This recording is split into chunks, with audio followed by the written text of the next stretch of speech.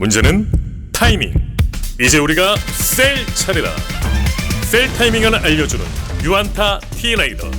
잘 파는 게 투자다. 유안타 증권.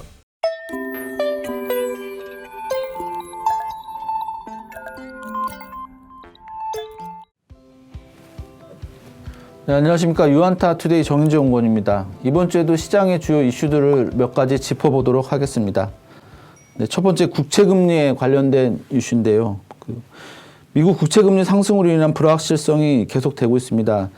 파월 의장이 4일에 월스트리트저널에서 주최한 서밋 화상 컨퍼런스에서 인플레이션 상승 압력이 있을 수 있지만 연준은 통화 확대와 저금리 기조를 유지하겠다고 공언을 했습니다.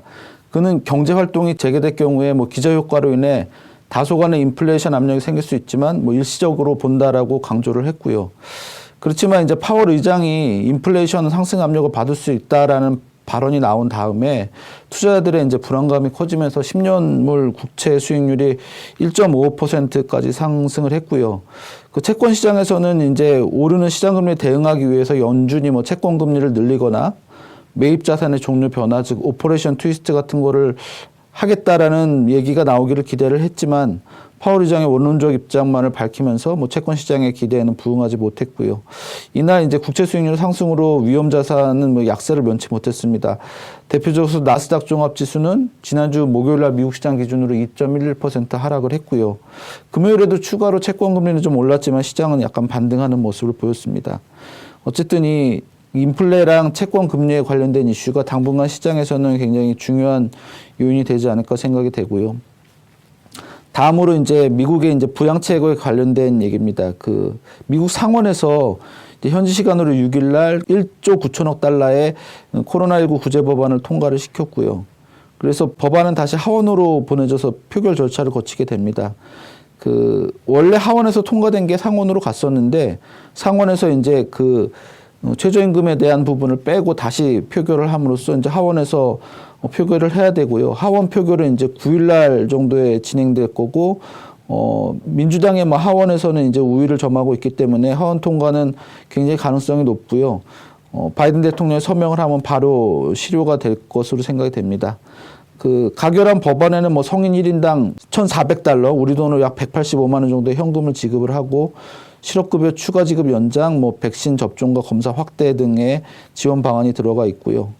이런 지원 방안으로 인해서 이제 경기는 분명히 좀 탄력을 받고 경제 지표들도 좋아질 것으로 예상이 되지만 또 한편으로 인플레 압력이 또 늘어나고 또 그게 채권 금리나 이런 데 영향을 미칠 수 있어서 이 양면성이 있을 것 같습니다. 그리고 이제 장기적인 얘기긴 한데 미국 의회 예산국에서 4일 날 미국 연방정부 부채가 2051년에는 미국 경제 규모의 2배 이상으로 커질 것이고 이것이 중장기적인 위험이 될 수 있다라고 경고를 했습니다.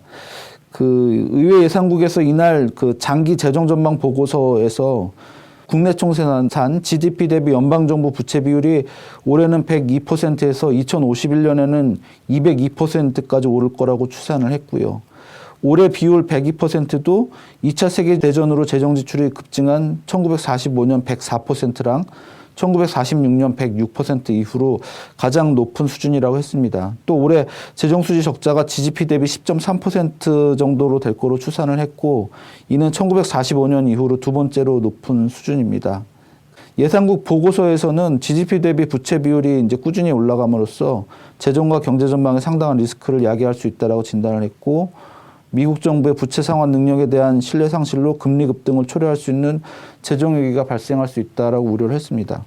이거는 사실은 굉장히 장기적인 얘기이긴 한데 우리가 지금 부양책으로 경기가 좋아지고 코로나를 극복하고 이런 것도 있지만 이것이 이제 나중에는 반대로 그걸 메꾸기 위해서 증세를 한다든지 재정 지출을 줄이면 또 경기에 어떤 부담력이 될 수 있다라는 거를 얘기를 하고 있고요. 장기적인 효과는 좀 더 큰 것 같습니다.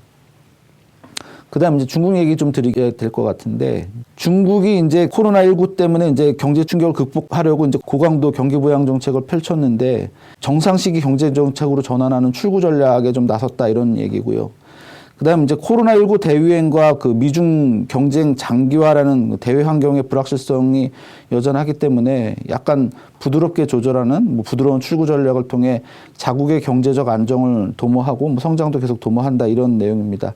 그리고 지금 중국에서 양회가 열리고 있는데 여기서 경제 성장률 목표를 6% 이상으로 제시를 했습니다. 작년에 코로나19 충격으로 인해서 연례회의에서 처음으로 경제성장 목표를 제시하지 않았는데 1년 만에 다시 목표를 설정한 거고요. 그다음에 이번에 그 전인대회에서 그 14차 5개년 계획과 2035년까지의 장기 경제 청사진을 제시를 하면서 미중 신냉전 시대를 맞아서 쌍순환 전략, 즉 그 내수 중심의 성장 전략이죠. 본격적으로 가동할 것을 이제 알린 것도 중요한 이슈고요. 지금의 추세대로라면 중국이 2030년을 전후해서 미국을 제치고 국내 총생산 GDP 대비 세계 1위 자리를 차지할 것으로 예상이 되고 있습니다. 중국은 좀 어쨌든 빠르게 좀 성장하고 있는 모습이라고 볼 수 있겠고요. 경제 지표에 대해서 말씀드리도록 하겠습니다. 그 지난주에 이제 신규 실업수당 청구 건수가 그 47만 5천 건이 나와서 2주 만에 이제 플러스 전환을 했습니다. 그래서 여전히 이제 신규 실업자들이 늘어나고 있는 상황이다 생각이 되고요.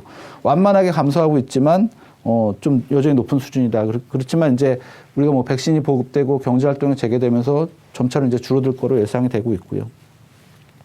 지난 금요일 날 이제 고용 지표가 발표가 됐는데 굉장히 좋게 나왔습니다. 그 비농업 신규 일자리 증가가 37만 9천 건이었고요. 예상치는 17만 5천 건 정도가 됐었습니다. 근데 이 중에 레저나 접객업에서 35만 5천 건이 나왔고, 그 다음에 그 레스토랑이나 술집에서만 28만 6천 건이 나왔습니다. 무슨 얘기냐 하면은 그 서비스업 중심으로 어쨌든 경기가 다시 회복을 하면서 그쪽에 취업자들이 좀 늘어났다, 신규 일자리가 늘어났다라고 볼 수 있겠고요. 실업률은 이제 6.3% 예상했었는데 0.1% 낮은 6.2%로 기록을 했습니다.